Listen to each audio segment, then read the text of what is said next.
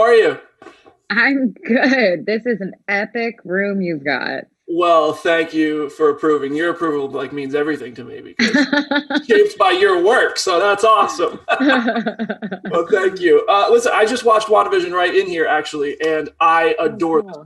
So congratulations, and I can't wait to see more. Oh, thanks. Listen, so I want to start with Kevin Feige has teased that WandaVision is really Wanda's evolution into a full-on Scarlet Witch. And I know we can't talk too much about the future of the show. We don't want to spoil anything. But what does that evolution, because Wanda's already the most powerful Avenger. And so what could that evolution, what can you say about what that evolution could mean? I know what it means.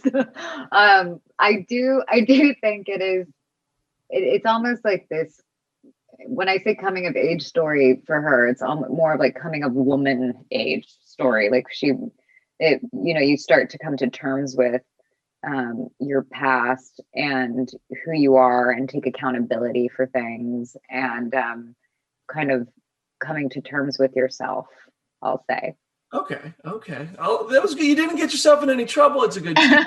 You've been doing this long enough to know how to navigate that. I respect it. And so the show, in these first 3 episodes, it's such a big swing. It's such an awesome commitment to how Wanda and these characters kind of perceive their experience as this sitcom. It really is. They are living in that kind of TV series world. And we slowly kind of peel back the curtain on how it's not really what it seems, at least for some people.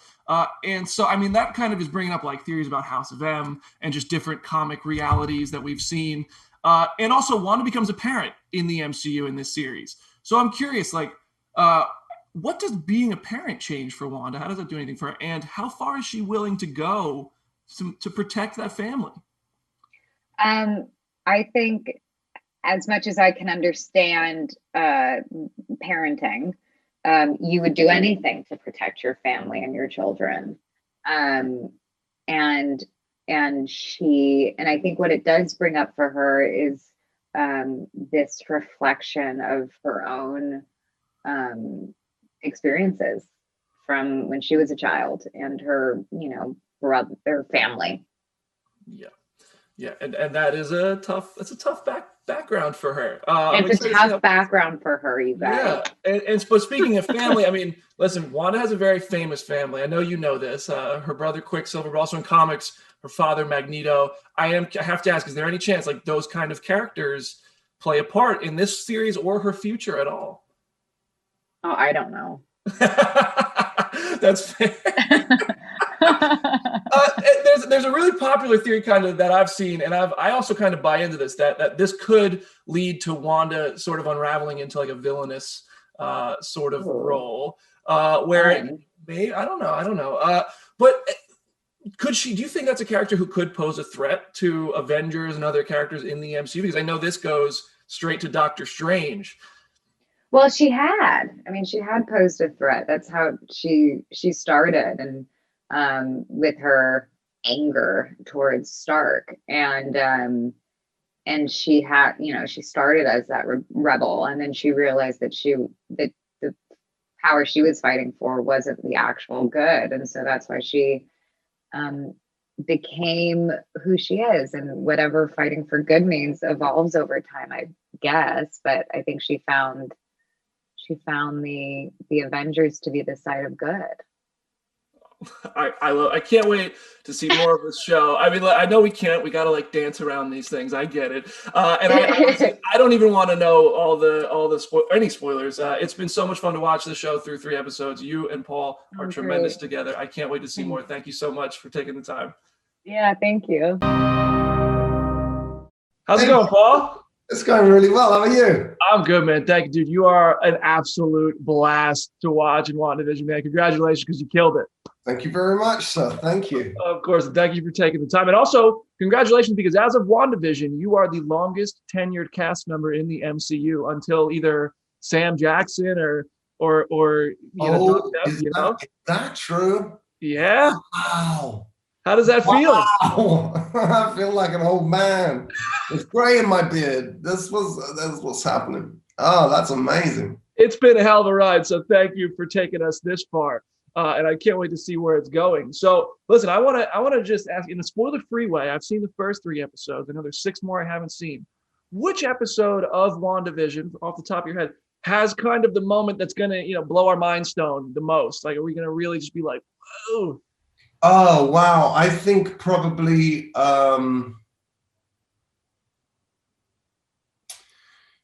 somewhere in the region of 7, 8, and 9 is really you start because think about it, right? Right now, what's happened is you, rather like Wanda and Vision, have found yourself dropped into a sort of idyllic 1950s black and white American suburbia, and week by week, you're going to start hurtling through the decades of the American century. And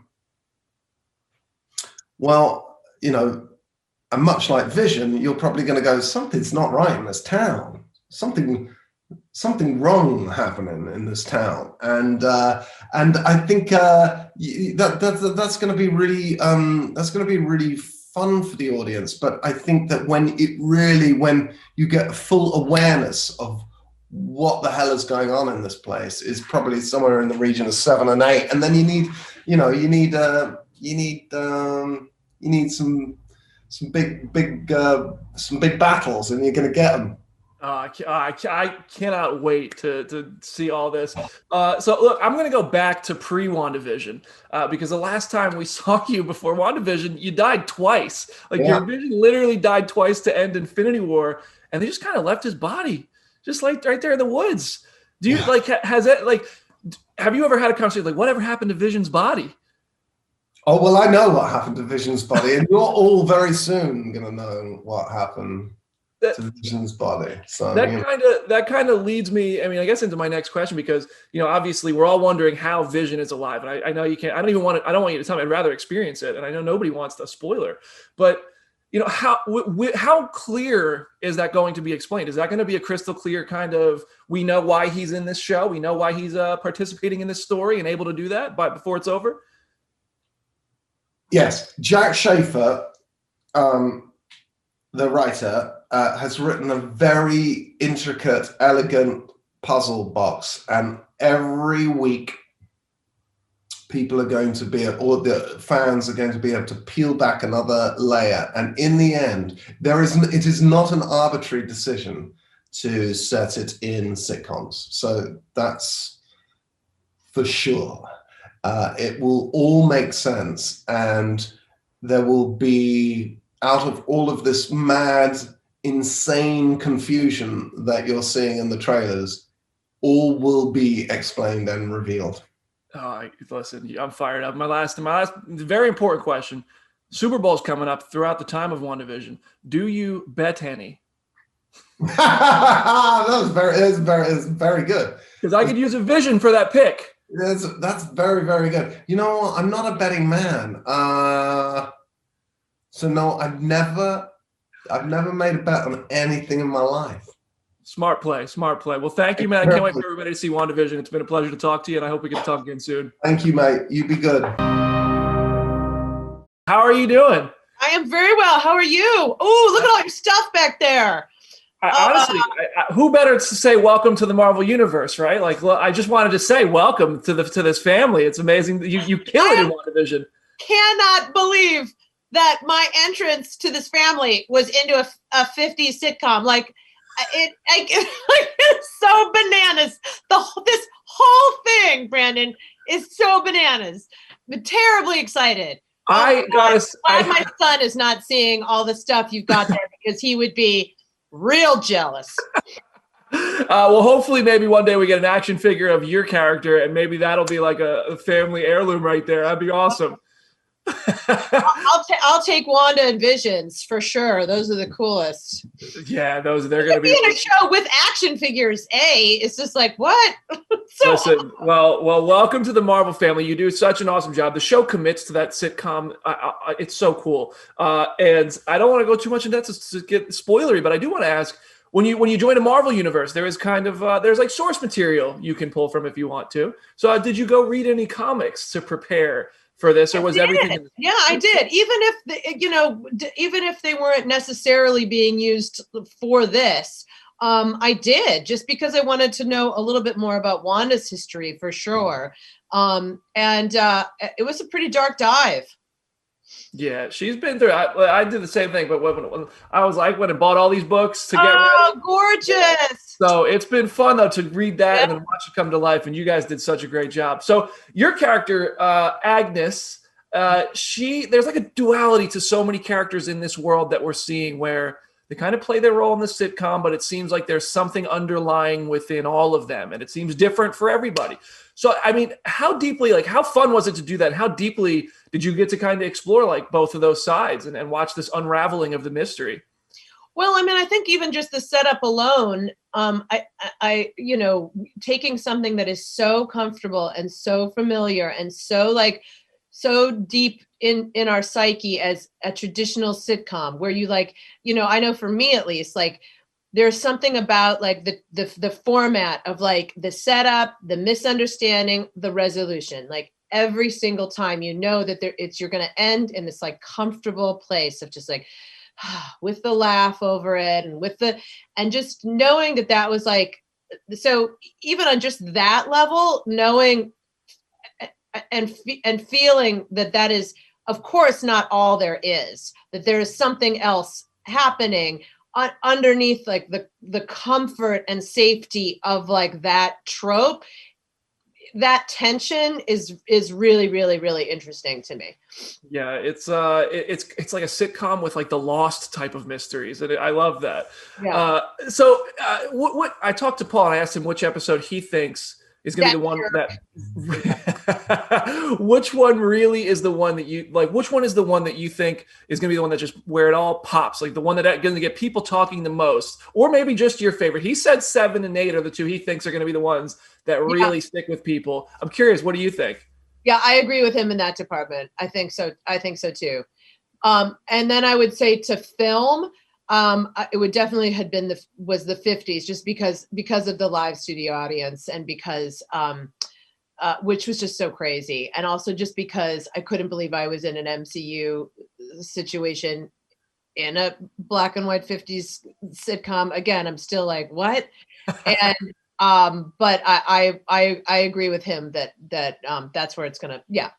I mean, it's a slow burn, but I'm excited for people to go on the ride.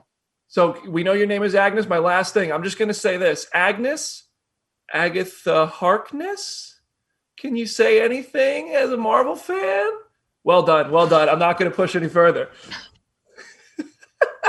I saw the straight face. I appreciate it. Listen, thank you so much for taking the time. I listen, to play a nosy neighbor in an MCU show has been, I mean, even just to play with wigs. It looks like a good time.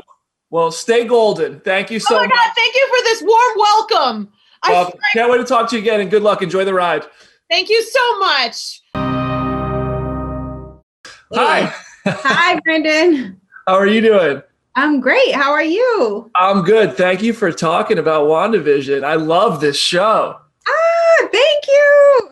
It is so good. Honestly, they got you working overtime, I swear, because you're kind of playing two roles. I'm not going to spoil anything, but you're kind of playing two roles in a way. Like we have I'll say we have Monica in WandaVision, and then we have kind of Wanda out of WandaVision, as we saw in the trailer. And I'm curious. I want to get your perspective. What can you tease about how that kind of dual role evolves as the show goes on?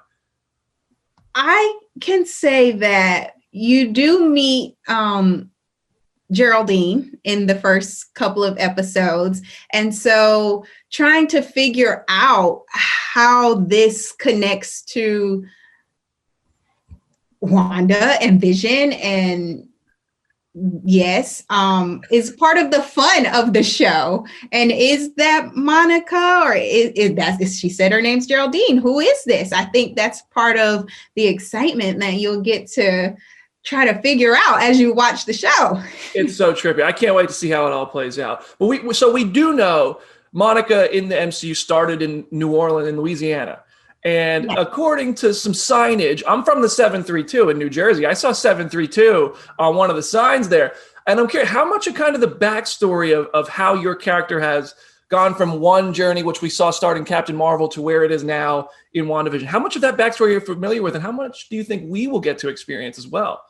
Well, we definitely, you meet young Monica in Captain Marvel, and I definitely went back to that film to see how Akira Akbar's portrayed her and the things she was. And obviously, we're meeting Monica Rambeau now, very grown, and just trying to map out and imagine what her growth and what her life has been since we last saw her has been a lot of the fun part. And then also going back to the comic books and the source material of who is Monica Rambeau, and using my own ideas and also those from the creatives, from Matt, Jack, and Mary, and kind of melding them together. And they've been really open and welcoming and collaborative with that process, and allowing me to really feel and take ownership of who Monica Rambeau is today as a grown-up.